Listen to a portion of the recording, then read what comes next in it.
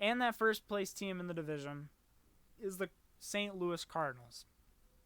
I have them going 37-23, beating the second place tie of the Brewers, Cubs, and Reds by a single game. Their manager is Mike Schilt. And the main thing for me as to why I chose them to stay on the top was their consistency with their lineup. You could argue the Cubs were consistent with their lineup, but I think that their bullpen, they lost too many pieces, bringing in too many new guys. It's just sort of weird with the bullpen there. Otherwise, if the Cubs would have had a little better bullpen, I probably would have put them to win the division. But with the Cardinals, you get this consistency that they had in the offseason, and then amazing talent around the board, and really some young guys on the rise. So the lineup, you got a bunch of workhorses, honestly, is the best word to suit them. You have a lot of guys who you know what you're going to get out of them day in and day out. Paul Goldschmidt will always put in a solid season. Paul DeYoung, solid shortstop. Colton Wong, Tommy Edman, Matt Carpenter, he's looking to bounce back. They did lose Marcell Ozuna and Brad Miller in the offseason, but I think they have a level of consistency in their lineup where they won't miss a bat or two. I think they'll be okay. Starters, you have one shining veteran, that being Adam Wainwright, leading a group of young stars. Their young star being Jack Flaherty, 24 years old, under 3 ERA last year. He'll probably get some Cy Young votes this year if he performs like everyone thinks he will. After the All-Star break last year, he kind of went insane, just went on a complete tear. It was honestly something crazy to watch. You have Dakota Hudson, who's only 25. He'll look to have a really good year this year. And then Adam Wainwright, who's 38 years old. 38. And the man is still pitching, still putting in some decent innings. Anything around a 4.2 ERA will be good for him. You have Carlos Martinez, who will put in some innings for them, as well as Miles Michaelis, who has one of the best mustaches in the game. Doesn't really pertain to his pitching at all, but hopefully he can get back to the form he had 2 years ago, because he had a really good year then. Last year was sort of pedestrian for him, but he should look to get back to his form he did last year, 2 years ago, sorry.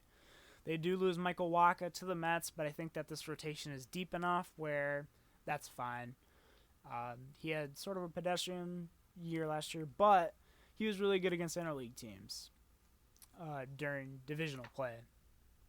So, oh, hold on. Sorry, I just thought that my computer just crashed on me for a second there. As for the bullpen, it's an interesting mix. You have of old and new guys. For some relief pitches you can see, Daniel Ponce de Leon should make some appearances. John Gant will also get some looks. As for their closers, you have in Kwang Hyun Kim, who you bring in from the KBO. He's been there for years. He's 31. You have Giovanni Gallegos, who should look to be the full-time closer this year. And then you have Ryan Helsley. He'll look to get some setup appearances along with the veteran Andrew Miller, who's 35. So this is overall an interesting mix of old and new faces coming to the lineup. You do lose Jordan Hicks, the flamethrower, to Tommy John this year. So that's one piece that they don't have. But overall, this team, I think, stayed the most consistent in the offseason, especially, with the bullpen. I think their bullpen a little bit better than the Cubs. I think just because of the fact that they know what they're getting into, they know the type of people they have, they know what to expect from everyone.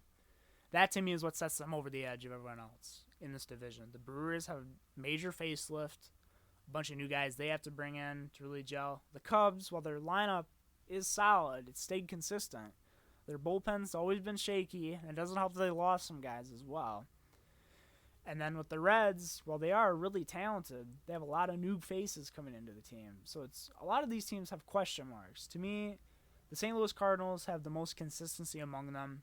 The most yes, this is what we are, this is what we have, this is what we're going to do this year.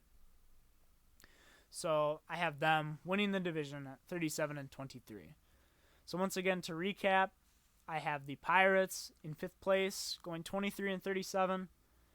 I have these Brewers, Reds, and Cubs tying for 2nd place. Brewers being at the bottom of that 2nd place tie, Cubs being in the middle. The Reds coming out on top of that second place tie with the head-to-head matchups. And then I have the first place St. Louis Cardinals going 37-23, winning the division by a game in what will surely be, hopefully, the most exciting division to watch in baseball this year.